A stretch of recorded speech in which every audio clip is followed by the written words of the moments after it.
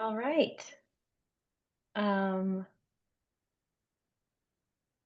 let's begin. Thank you, everyone. We've got just a few introductory remarks to begin. So as people are filling in and coming to join us, feel free. My name is Emily Randel, Managing Director for Climate Action KC, and you have, if you're here, successfully joined us for the Unpacking Energy Codes, a session for elected officials webinar. This is a repeat and a slightly condensed version of a training that Climate Action KC and Building Energy Exchange Kansas City hosted in June, targeted primarily for elected officials, but we had other key staff members from local governments in the audience as well. And we just felt like it was an excellent chance for us in this 2025 code year for a new energy code for us to just slow down a little and provide some training for anyone who is interested about just the basics. So often I think that local elected officials have to make so many decisions fairly quickly. And this is such an important topic to us, but to everyone in the region that we thought we should offer a little bit of education on this topic in particular. So let me advance my slide. There we are. So for today, we will have speakers who work in this space regularly, just kind of lay out the groundwork for energy code basics, some of the details of the newest energy code, the 2024 version, and then talking a little bit about the opportunities that that presents to our region. We'll have time for Q&A. Also, too, please enter in any questions that you do have in the question and answer box, and we will have time at the end to get to some of those. Also, just I want to highlight Climate Action KC's local government engagement. We have a very flexible agenda. We are eyes on the regional climate action plan and the strategies that are present there for advancing our local policy to advance climate action. We are going where the interest is. So we have several opportunities that we've worked on lately, a solar feasibility workshop that we worked on last week. We want to keep elected officials networking on these topics. We can provide this kind of customized education. We want to keep the Climate Action Summit themes alive and on the top of mind for our folks in the region as well. So there's programming throughout the year, but it's also very flexible based on need and interest of our elected officials, local government staff, others as well. I mentioned it before, but we had a elected official breakout session at the Climate Action Summit. Codes came up to the top of the list in terms of some of the discussion that went on there. Interest from elected officials about this topic, learning more about it, learning what it will mean for our communities, learning more about the passage and adoption process.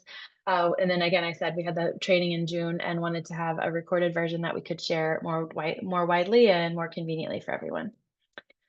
I did want to just highlight the fact that the elected officials here in Kansas and Missouri are among those in 9 states that don't have just a set mandatory statewide code adoption. So this is a overview of the states in the country and the version of the code that they're on, the way they do things. Some states just pass a code, and then the local elected officials don't have to do this individual evaluation of it that our elected officials do. So I wanted to point out that kind of unique role that you are in as you consider these codes and as your staff work on these code adoptions for you. It's not that way across all of the country, and it's just an interesting way of looking at things. I will share this link to this report in the chat as well, just for you to kind of know more about the process and how it varies across the country. And now I'd like to turn it over to Mary English with Metropolitan Energy Center. Mary and I have been working on the content of this, and she works on this space a lot more often than me, so it'll be exciting to hear her presentation. Thanks, Mary. Thank you, Emily. That might be the first time I've ever heard anybody call me exciting. So I believe it. I appreciate, I'm honored to be here. Thank you, Climate Action Kansas City, Emily, Jeremy. I'm pleased to be co-presenting with Sharla. What is an energy code anyway is what Metropolitan Energy Center used to call our iteration of this type of material. Energy code can be a bit of a mystery to folks. It can feel complicated. And so I hope that this will shed some light a little bit on the mystery. Before I begin, I just want to introduce myself and the entity Metropolitan Energy Center. I am here, been asked to be here to speak, again, honored, because I've been in the industry, building performance industry, for 18 years, roughly. I apprenticed when I switched over into this career with one of my fellow speakers, Sharla, and then had my own business and held several national accreditations in the industry, including a home energy rater, which you'll hear more about soon, Building Performance Institute Energy Assessor, National Home Builders Association Green Home Verifier, and a couple of certifications from Green Building Science Institute, LEED AP and LEED Homes Rater. And through all of this, I have personally conducted hundreds of home energy audits with infrared camera and other specialized equipment. And on the flip side, on new construction, I have modeled, inspected, and tested hundreds of new buildings in our region, including multifamily home and small commercial, with an emphasis on single family homes. So I've been in the trenches, and why I've been asked here today. And 4 of these years, I've been managing the building performance department with Metropolitan Energy Center, which, if you're not familiar with us, we've been a non-for-profit sort of flying under the radar with 2 main programs, building performance being one of them, and sustainable transportation being the other. If you're interested in learning more about our services and infrastructure projects that we help implement, please reach out to us after this presentation. Also, if you are interested in learning more about Energy Code, if you find it as exciting as I do, truly, you can read more. We have lots of information in the companion report, so to speak, called Building Performance Best Practices for New and Existing Buildings. This is an update to a previous iteration that we published a few years ago, incorporating 2021 IECC. This update shifts focus to the 2024. You can read more details on the cost analysis, some of which Jeremy will be presenting later. There is an important example report on the return on investment conducted by a certified HERS rater on a past iteration of the code to the 2024 IECC. You can see the modeled ROI, return on investment, and then it has a long feature benefit analysis with noted resources. There are a lot of benefits that can't be quantified via energy model. So that feature benefit analysis we see is an important piece of information.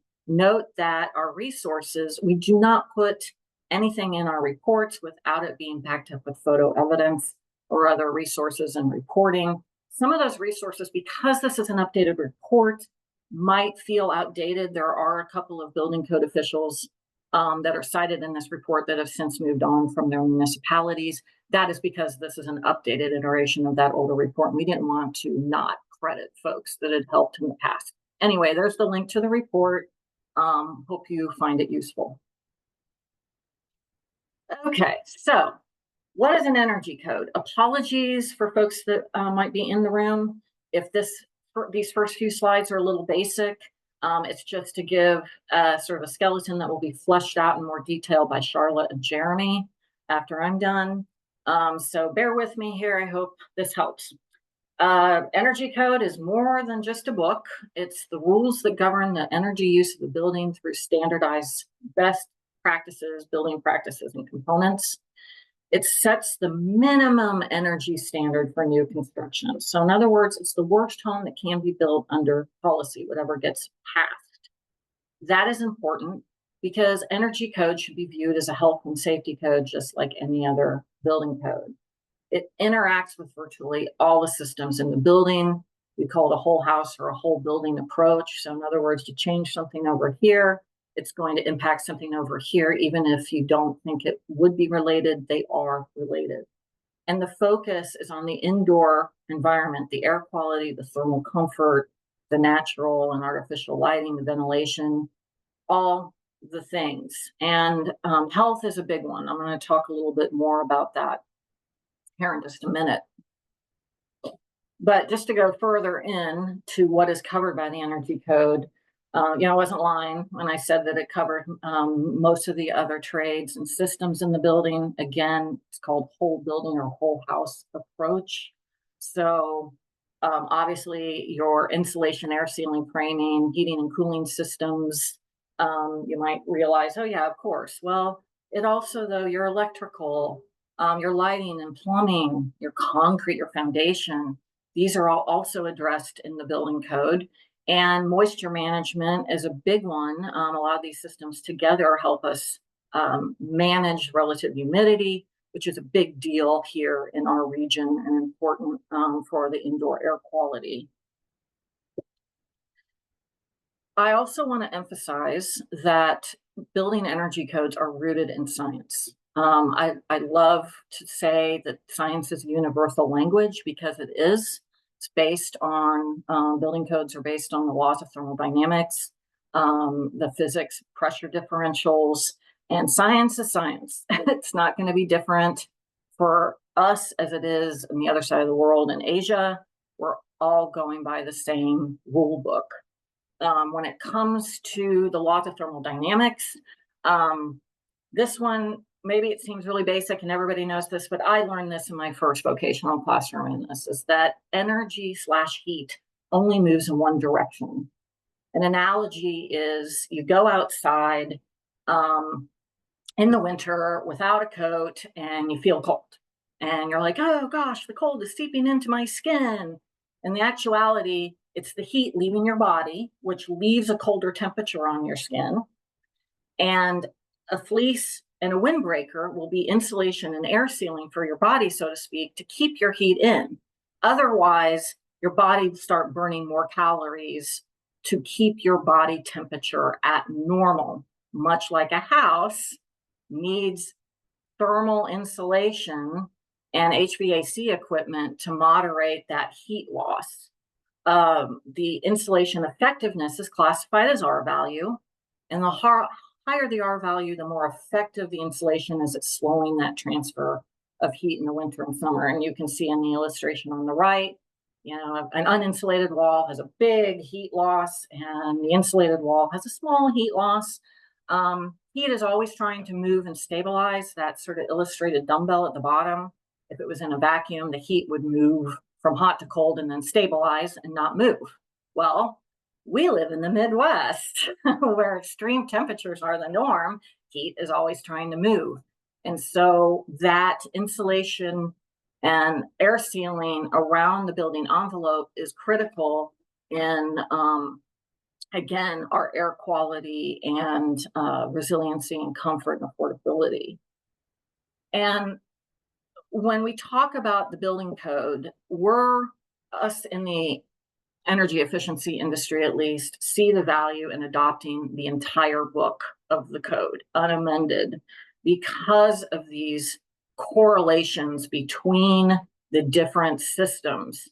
Sharla is going to go into this in more detail, but also realize that these books are written by a committee of public and private sector professionals. There are everybody from private sector for-profit developers and contractors to municipal staff, university scientists, and so on and so forth that meet and have public comment and so on and so forth.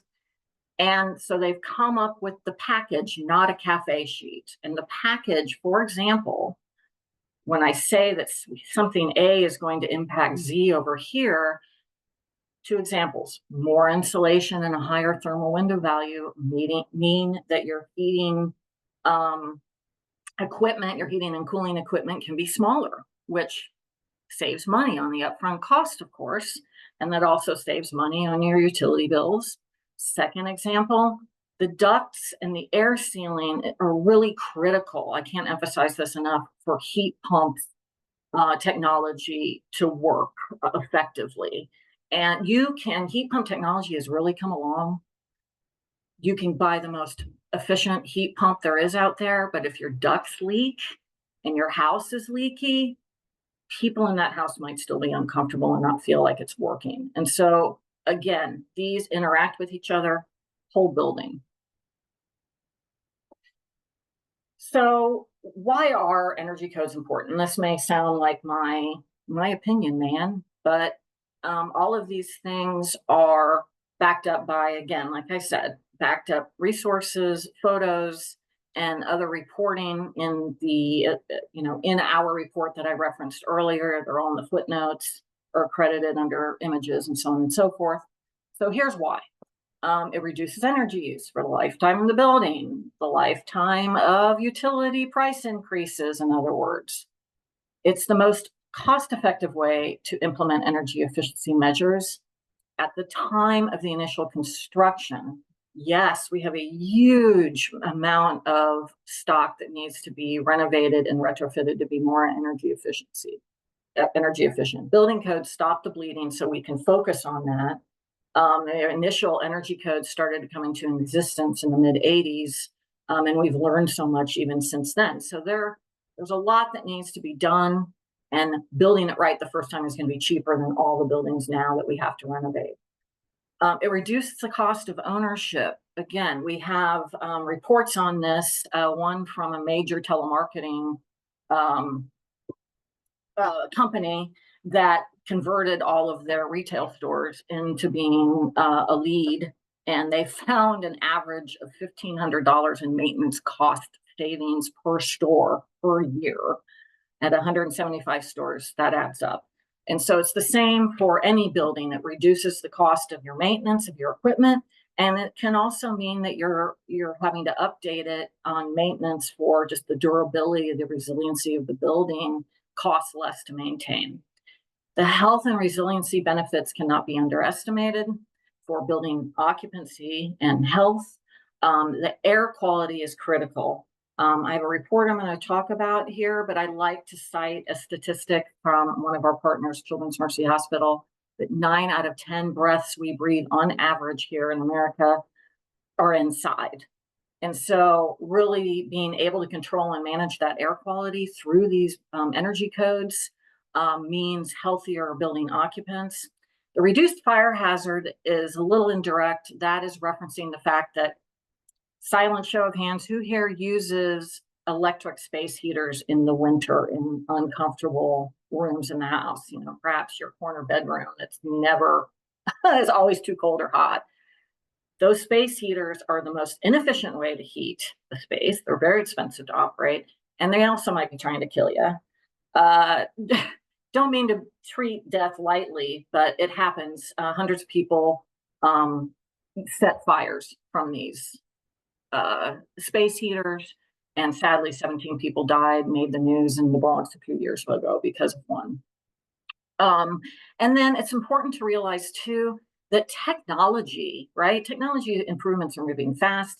It's the same with the building sector. If we want our infrastructure to be relevant and up to date and modern, we need to pay attention to the technological improvements that are considered and implemented when these codes are written. And it's important to maintain, like, building management systems, or AI is coming online and really making running a building much easier to control. That, again, the comfort and indoor air quality. One of these reports comes from Metropolitan Energy Center with our partner in Children's Mercy Hospital and UMKC. We took our weatherized homes, over 6,000 of them, and from the last decade, and UMKC statisticians and doctorate professors did the analysis with pediatric asthma patient data from the same era from Children's Mercy Hospital, and found a 34% difference in drop in asthma frequency and intensity in the kids that were in the weatherized homes versus the kids that were in the control group. And so the weatherized home kids, 34% drop in these symptoms. And note that asthma, this isn't just, when I say just, we want our kids to feel healthy and well, just about them feeling better. Asthma is a life and death disease, and thousands of people die from asthma a year. And so any time you can make a dent in mitigating asthma, we see it as a good thing. Again, this is a correlation. Air sealing, insulation, and ductwork were the main items in this that were itemized here, but you can see all of the itemization and the way it's divided again on our website. And then my last slide, just again, quick reminder, building energy codes are categorized by residential and commercial, and also divided by brand new construction, but they also address existing building renovation, retrofits. The residential code, just note, single family homes and multifamily 3 stories or less.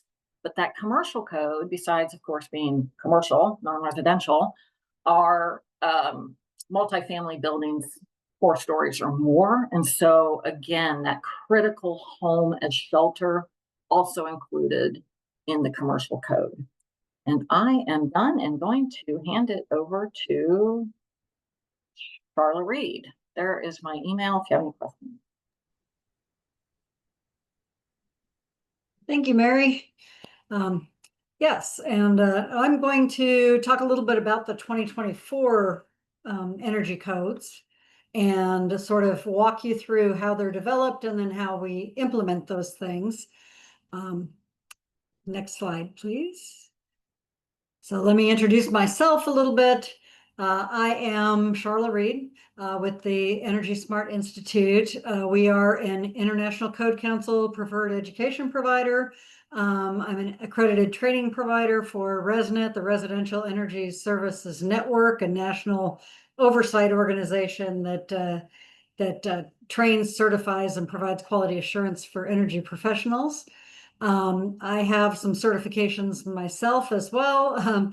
I am an ICC and HERS compliance specialist, ICC certified residential energy inspector and plans examiner, a quality assurance designee, so I help oversee some of those energy professionals as well. I am also a certified HERS rater, certified green rater. I've been a certified National Association of Home Builders green rater and a lead rater as well.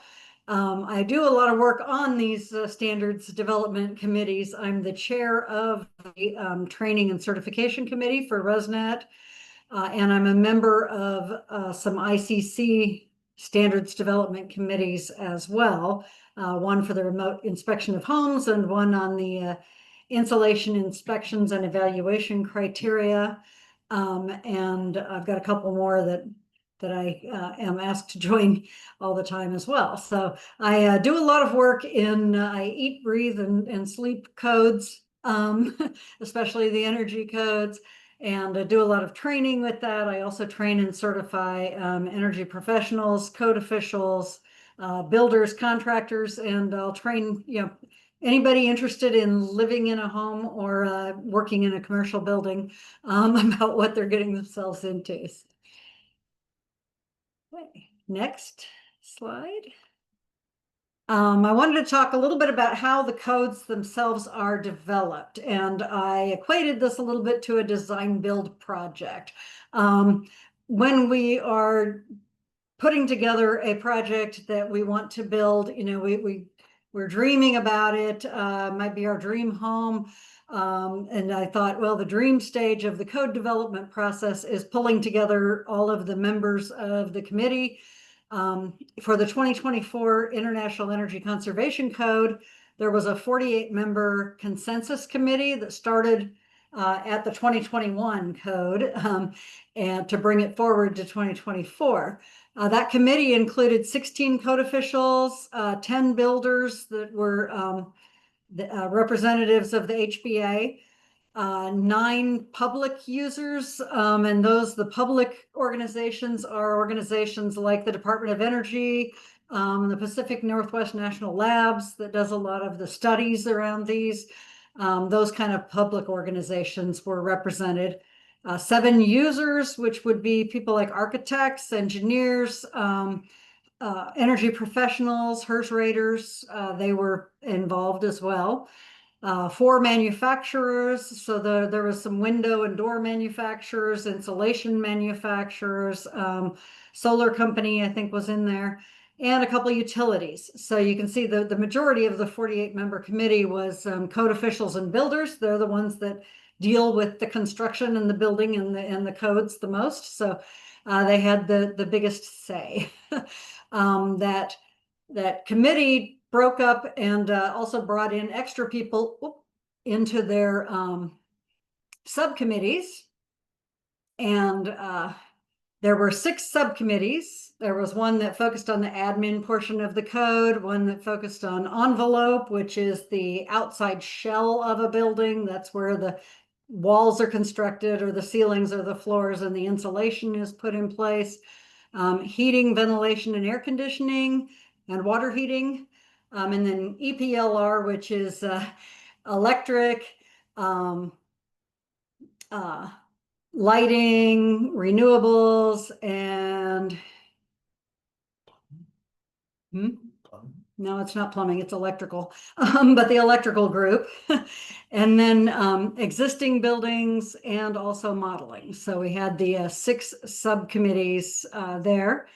And then the build phase was these subcommittees and the consensus committee all worked for years, hearing 780 proposals, almost 780, over 2 years and 3 rounds of public comments. And out of those 780 proposals, some of them went in, some of them came out, and there were over 273 changes they had to corral as well, putting that together. So the code development process is truly a consensus process. It takes a lot of work. It takes a lot of the expertise from all over the place, and brings it together into a comprehensive set of codes for energy efficiency. Okay.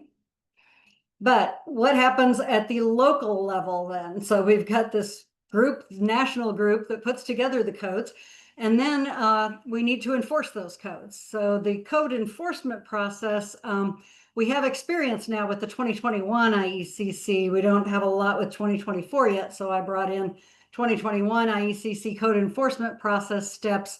The 2024 is going to be very, very similar. The code officials have to look at the building permit stage. They look at the design for the building, the design for the house. Does it meet the code requirements? Looking at calculations, drawings, reports. What is the list of all the items and equipment that's going to be installed? What's the plan for testing and verification and the proper installation of these items? And then the building permit can be provided. Then there are inspections during construction. There's some foundation and slab inspections to check the insulation there and check how well that's put together. Pre-drywall, we call it, where we're looking at insulation and air sealing, duct sealing, windows, what was installed, all of those things before the drywall goes up, and then you can't see these things anymore. There's also testing at the certificate of occupancy stage, the final testing and verification to see what actually was installed and be able to look at those things that then depend on the drywall, the insulation in the attic above the ceiling drywall and things like that. The people who perform these inspections, of course, code officials do it. There's also the ability for code officials to approve certified third-party verifiers, and those are what we've been calling HERS raters. Those are trained certified energy professionals. They're certified and overseen by the National Mortgage Industry Organization, which is ResNet. They provide support for the code staff, and that helps limit liability for builders and code officials, because these energy professionals have their own liability insurance as well and have a multi-tiered quality assurance oversight that happens with their work. The codes, the International Energy Conservation Codes, as Mary said, they establish a minimum level of energy efficiency. You can be more energy efficient than the codes require you to be. They do result in healthier buildings, as Mary pointed out. You have cleaner combustion, better ventilation. Ventilation's a big focus in the 2021 and 2024 codes, which helps reduce indoor air pollution and decreases the incidence of asthma, allergies, lung cancer, COPD, other kinds of illnesses like that. You do end up with better building durability. Insurance companies actually will provide discounts to homeowners if they have good home energy rating on their home, because they know that these homes are more durable. The air and moisture is controlled, pest intrusion is controlled, and there's dew point management in the walls. You're not going to get a lot of moisture in the walls if they're done right. There's a term that we've heard a lot of lately called passive survivability, and the energy codes help with building resiliency, which allows your home to survive some of the extreme weather and the storms, power outages. You can actually stay in your home longer. That's what the increased passive survivability is, because you're not losing as much heat, as Mary pointed out, through the walls and through the ceiling and the floor. So you can actually stay in the home longer, even if you don't have power or you don't have access to utilities. They can lower the grid demand because you're not running the air conditioner or the heating all the time, and lower exposure to event-driven price spikes like they saw in Texas after the big freeze, because your home is actually being more stable and keeping your temperatures and your energy usage much more stable and streamlined. And that helps strengthen the financial stability of families as well, because the utility bills are the second largest expense for a family outside of the mortgage payment. And so if we can keep those utility bills down, we actually can help families stay in their homes. Right. One thing that a lot of people don't realize, that a lot of builders haven't realized but are starting to learn through the 2021 code, is that there are multiple paths to code compliance. You don't have to follow the prescriptive path. That is the path that most people know the most about. It is what's written in the codes as far as you must do this, you must do this, you must do this. It's a pass-fail compliance. It's called prescriptive because everything's written out that this is how you must build your walls, and this is the insulation R value you should use. These are the minimums that you have to meet in order to pass the code. However, there's a couple of other paths to compliance that use energy modeling, and those allow more of a trade-off to be used. One is called the simulated building performance path, and in that path, builders can choose how they want to build their envelopes, and they can trade off. They can put more insulation in the attic and less insulation in the walls if they want to, and they can prove through energy modeling that overall the envelope and the equipment are just as efficient as if they had followed that prescriptive compliance. So they have more control over how they build and using that simulated building performance path. And then there's one called the energy rating index path, and that is for residential units only, or it can also be used for residential units in commercial buildings, such as apartments. Apartments can use the ERI path as well, should the builder and the jurisdiction choose to do that.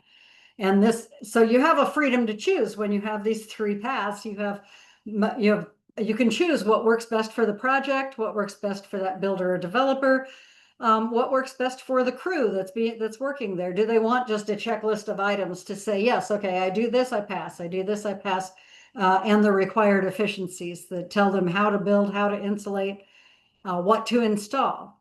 And that pass fail, because then they know, oh, as long as I do it, I'm passing, right? But there are no trade-offs allowed. That is the most expensive path to follow, and it's the one that you might hear a lot of about, oh, we've got to build, double walls and put a bunch of exterior insulation on the walls and things. That's because that is part of the prescriptive path. But if they want to be able to just work with some minimum efficiencies and a required overall efficiency and have some flexibility in how to build and insulate, let's say we have a builder that wants to build 2x4, 16-inch on center R13 walls. They can do that. They can do it in the simulated building performance path. They just have to make up for the loss of energy through the walls and some other portion of the building. So they can do some trade-offs, and they can figure out what they want and how they want to build, as long as the energy modeling shows that they're still being just as efficient from an overall building perspective with the envelope and the equipment as the prescriptive path. And then the third path is performance. It's like the performance path, but it also provides added recognition of other energy saving items that are not taken into account in the other paths. The other paths are focused mostly on envelope and equipment. But the ERI path is an entire building modeling program that models all of the items that are saving energy in the building, appliances and lighting and things that can also save energy besides the envelope and the equipment. It also provides the ability to offset the energy use with energy production. Like if you put photovoltaic panels on the house, you can offset some energy loss with the energy production of the building. It also provides credit for alternative building techniques, such as a passive solar sunroom. Maybe a passive solar is designed into the home to take off some of the heating load. This path can provide credit for that. And there are trade-offs allowed throughout the home. It's basically called the whole house path because it takes everything into account. And one thing you'll notice about all the paths is testing is required. We have to test for air infiltration, the duct leakage, and mechanical ventilation fan efficacy and mechanical ventilation airflow. So let's move on.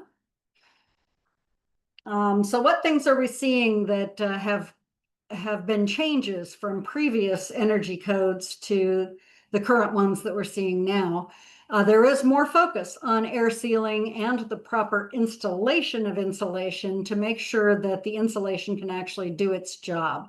Make sure it's fully installed and it's installed properly so that it is actually working. And also the proper installation of heating, ventilation, and air conditioning systems as well. There's a focus on design of those items and the implementation of that design. So manual J, S, and D are heating, cooling, and ventilation standards that are being used in the codes to make sure that equipment is properly sized, is properly selected, and that duct systems are properly designed to go along with the equipment, and that all of that is designed to work in a very tight and energy efficient house, because the envelope is going to be better. There are some extra plan pages to deal with because you have to put into your plan how you're going to meet the energy code. Kansas City, Missouri, when they implemented the 2021 IECC, they called these extra plan pages ECA pages, which are energy conservation analysis pages. And that allows the code officials then to see on one set of 3 pages what are all of the things that are being done to make sure that the energy code is met. And then there's a big focus on testing to ensure the compliance and that proper installation. And as I said before, air infiltration, duct leakage, and mechanical ventilation airflow are all being tested so that we know that they're put in correctly. Some of the benefits that have been seen by implementing these new codes, some builders have told us that they are getting a lower incidence of callbacks because people are comfortable in their houses. So they're not calling back and saying, hey, my system's running all the time and I'm freezing cold. Or my air conditioning won't shut off. Or, so they're having lower incidence of callbacks, higher rates of referrals because people are comfortable in their homes. The builders are starting to see the marketing benefits of having these homes that people enjoy living in. They are finding out that the costs in one area are offset by savings in another, which Mary brought up, that yes, if we use some advanced framing techniques, we're using less wood. We don't have to buy as much wood. The wood costs go down, and that helps offset the cost of doing testing or something like that. You start hard ducting all of your ductwork and not use wall cavities. Then you can actually reduce the size of your equipment by half a ton, and that at least half a ton, and save money on smaller equipment as well. So you get these offsets. Costs in one area get offset by savings in another one. The focus of the fact that everybody's coming together and talking about these energy codes at the same time and pulling together all the jurisdictions can help a lot to get maybe one set of rules for the metropolitan area and the surrounding areas. That way then builders and architects and engineers and energy professionals all know, and code officials all know what they're working with, and you don't have the builders having different codes they have to follow in different areas. And the subcontractors have stated that they really appreciate those ECA pages because this is the first time they've actually had plan pages that were made for them to say, oh, here's where you're going to insulate and how you're going to do it, and here's where you're going to put the ductwork and how it's going to run. And so that's been very helpful for the subcontractors. Some of the big changes between 2018 IECC and the 2024 IECC, because a lot of the jurisdictions I know are on the 2018, or they may actually be on heavily amended 2018 codes that aren't quite up to even 2018. But one of the things that's happened in the 2024 IECC that's very exciting is that the code requirements have gotten specific to each of these paths. There was some confusion before because a lot of the requirements were just sprinkled all through the codes and you had to read the entire code book to know what you were doing, and it wasn't being consistently applied. Now, all the code requirements are very specific to each path. Depending on which path is chosen, you'll know everything you need to do to comply. There's other things like that where the code no longer references other versions of the code. Used to say, oh, the minimum is the 2009 IECC. Well, then you had to get both the 2009 and the 2018 in order to know what you were doing. But the 2024 does not reference other iterations of the code. So the code requirements are more clear, and it's easier to follow, and it helps ensure consistent application. There's more choice for builders, designers, and architects. One of the things that has come in the code now that came from commercial and has been put in residential is some options for builders and designers to choose to say how they want to save energy. And so there's a lot more choices for the builders, designers, and architects of these extra energy efficient items that they can have. There's now a maximum air leakage rate for all compliance paths. Used to be in the modeled ones, you just tested and whatever you measured is what it was, but now there's a maximum, so we don't have real leaky buildings. The duct requirements have been updated to be reactive to their situation. So where are the ducts located? How many returns are there? How much ductwork is there? Some of the leakage requirements are now reactive, so we don't have a one size fits all because one size doesn't fit all. And then the ventilation system fan test procedures have been defined. And for commercial buildings, we're seeing a lot more plants being grown in commercial buildings inside. And so there's a dehumidification strategy also in the code. Okay, next. All right, so bottom line, what are the recommendations? Move directly to the 2024 IECC. It has been improved and simplified and streamlined over the 2021 IECC, so I would recommend that. Implement the code as written. Don't heavily amend it. Don't add amendments because it is actually self-amending. Should you choose a performance path or an ERI path, you can put in the things that you want to do. You can change it around. You just have to prove then through the modeling that it's as energy efficient. So I call it the self-amending code. That also minimizes the shock of large changes and new requirements. Kansas City learned they had heavily amended their code back to 2009 so often that when they decided to go to the unamended 2021, it was a large change and it was a big shock, and there was a lot of new learning that had to happen. And we actually heard from some builders, I wish we'd just gone incremental and followed the code because it would have been much less work. Incorporate the expertise of the code development system. It is that large group of people who build consensus. It includes code officials, it includes builders. And so that consensus has been met, and it makes it a very good code. It also makes the code easier to enforce and verify if you don't amend it because you're just following the code book and doing what it says. Learn from your neighbors. Yes, Kansas City, Missouri has gone through some pain implementing the 2021 IECC, using some of the things that they've developed, these ECA pages and the verification requirements would be helpful for any other jurisdictions. There's a training available, lots of training all over the place that Metropolitan Energy Center does, that Climate Action KC does. So attend that training.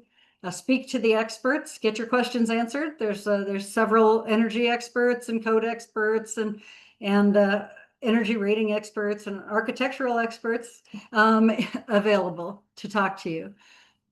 And sensible code update cycle. We said we suggest you implement a sensible code update cycle. Some jurisdictions implement every time the code changes, and that can cause some disruption to business. People just get all their processes in place and get their new stuff going, and then the code changes again. So a 6-year code cycle helps limit that disruption to the business processes, but you need to do what works for your jurisdiction. And I guess that's it. Yes. So thank you very much. I appreciate it. Gonna turn it over to Jeremy now, who is going to help us understand a little bit about the costs of these things. Yeah, thanks, Sharla. That was really great to hear all of both the recommendations and the details there. A lot of what I'm going to talk about today is how this integrates with our costs and the way that we afford to do this work across our region. So my name is Jeremy Knoll. I'm an associate principal and director of sustainability at an architecture firm in Kansas City called BNIM. I'm a licensed and registered architect in the state of Missouri, and I'm also what's called a LEED fellow, in that I've worked on LEED certified projects across the globe over the better part of 21 years. The work that I do as an architect has ranged from single family housing to affordable multifamily housing, all the way up to large campus master plans, commercial buildings. And the work that I do across those projects is to help ensure that the projects are meeting energy requirements, that they're meeting the code. And so this is a space that I've spent the better part of 20 years working in across both residential and commercial architecture, permitting, and so forth, along with the modeling and understanding the nuance of how the building envelope might affect a building system sizing and other factors like Mary and Sharla have explored so far. So as we get into costs, these are a few of the key considerations that are important to keep in mind. And we're going to do our best here to keep this concise. I'm watching the clock, though, just aware that we've got about 13 minutes left here. So the key considerations are the upfront costs of construction, how to calculate those. Those are evaluated in different ways by a couple of different bodies that I'll talk about in a moment. We're going to look also at the costs over the lifetime of the home or business, really thinking about the life cycle costs and the net present value, and really the cash that somebody is paying month over month to either pay more utility bills or pay a higher mortgage, or in the case of a natural disaster, paying higher for insurance to recover their building. We're also going to talk about overall building performance and health and safety, as Mary has covered a little bit already and has incorporated a link in the chat for everybody.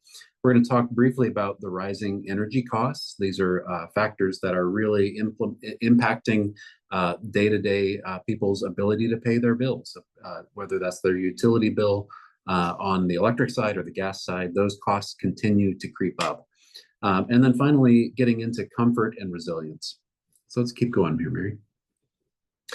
So the way that we evaluate the cost for new versions of the Energy Code are really determined by a couple of different bodies. So the purpose of this cost evaluation is to assess the economic impact of code updates on both builders and homeowners.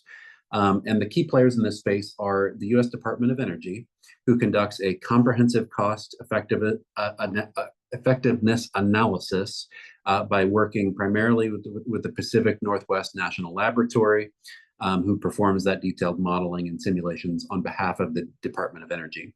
And then the next body that does a lot of the cost analysis is the National Association of Home Builders. This really impacts the bottom line for them, and the body that they've created that runs that analysis is called the Home Innovation Research Labs, HIRL.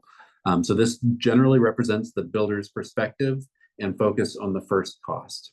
So that's a little bit about how we evaluate and some of the basic differences between those evaluations. So the Department of Energy and the PNNL, their primary metric that they're focused on is the life cycle cost over a 30-year period. And they look at this in a couple of different ways. One is a simple payback. So how much more did I spend to incorporate energy efficiency measures? Did I put more insulation into place? Did I get a higher efficiency piece of mechanical equipment? And then what is the difference in my utility bill that can pay for that upfront cost over a period of time? The second way that we look at this, or that the Department of Energy looks at this, is a cash flow analysis. So that's using the annual net savings or net costs as impacts homeowners. So that could be changes to your mortgage, that could be changes to your utility bill, it could be fluctuating energy costs. It takes into account a lot more factors than just that simple ROI, cost in for equipment, cost out with utility. So in the case of the Department of Energy, they're using 32 residential prototypes across all different climate zones in the United States. So you get a model that is tuned to different locations. It incorporates regional variations and consideration of energy costs. So the kilowatt hours that we buy here in the Midwest cost us a different value than if we were in downtown San Diego, for example, or in rural Montana. Those costs fluctuate and change state to state and even zip code to zip code in most cases. And then I should also say that this excludes the performance and ERI paths that Sharla covered here a few minutes ago, because it's really focused on the prescriptive methods. And that way they're focused on just that component and how those things add up. So next we look at the National Association of Home Builders and the HIRL reports. And so the focus of this report, while it uses, they've agreed on the methodology for the first cost analysis for that basic analysis where they're looking at the simple payback. That is really where they tend to stop, is at the simple payback, and it's focused on the first cost to the builders, because this is very much focused on someone who's building a home or a small apartment building and then selling it, rather than someone necessarily who's going to own it for a period of time. So we're looking at kind of a couple of different perspectives on what the relationship of cost to an individual or a company is here. So they analyze a standard reference house with a few different variations. So one is an electric house, one is a gas house. They look at a house with a basement, at a crawl space, and slab on grade, and then emphasize the prescriptive compliance path. So again, it's excluding those more nuanced methods of modeling and measuring your compliance path, but really focusing on the prescriptive methods. So the finding here in the 21 code that's being shown here shows a higher initial cost for code compliance. We're going to dig into that a little bit deeper here in a few minutes. And then the report in the 21 also highlights some potential affordability concerns. Again, I want to emphasize that this is focused on the prescriptive method only, not looking at all of the other ways that a builder can comply.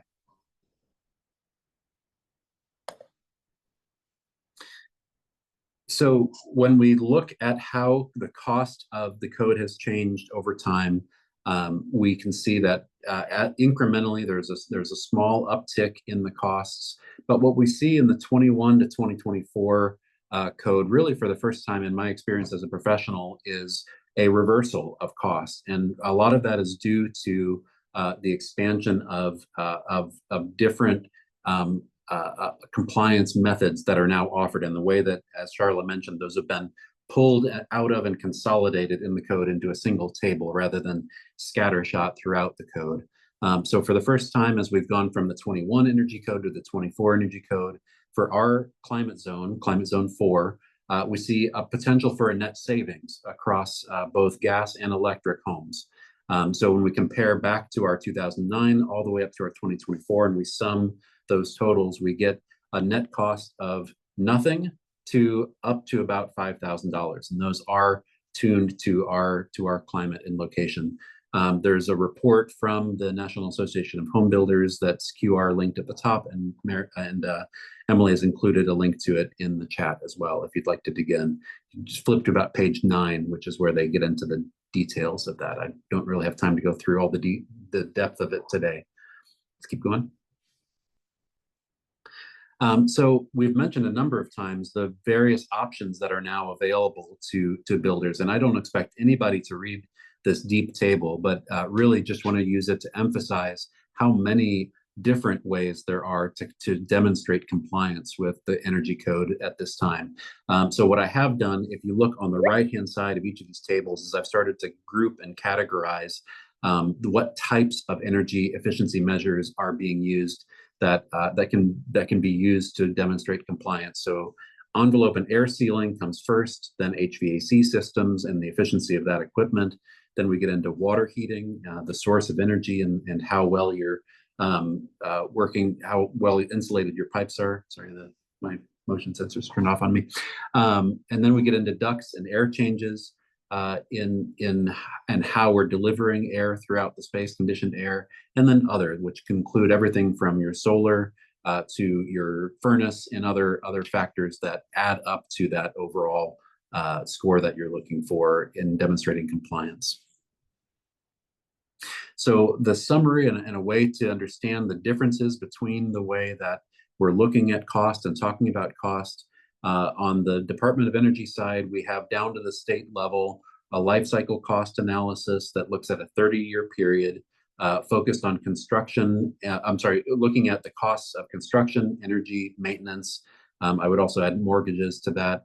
The perspective that they're focused on is societal and specifically the homeowner who is in the home, who's paying the bills, and focusing on the long-term savings.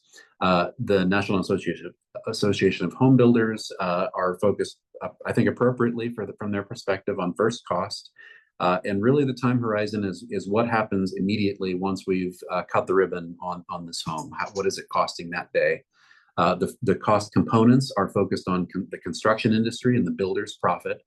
And the perspective is on the builder and the consumer. So to some degree, it's also thinking about the cost of the home as a first cost to a potential buyer.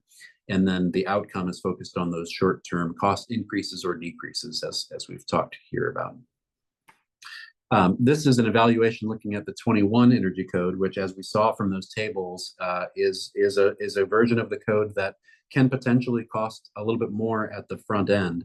But when you account for the small increase in your mortgage, the utility cost savings, and then the average 3% growth of electricity costs year over year, you can see that starting in the first year of construction compared to a home built to 2009 Energy Code, which is that blue bar poking up, the 2021 home from day one is already cash positive. The savings is already realized through a slightly increased mortgage plus the utility savings that comes with that version of the Energy Code. As we move to the 24, that just becomes more pronounced. All right.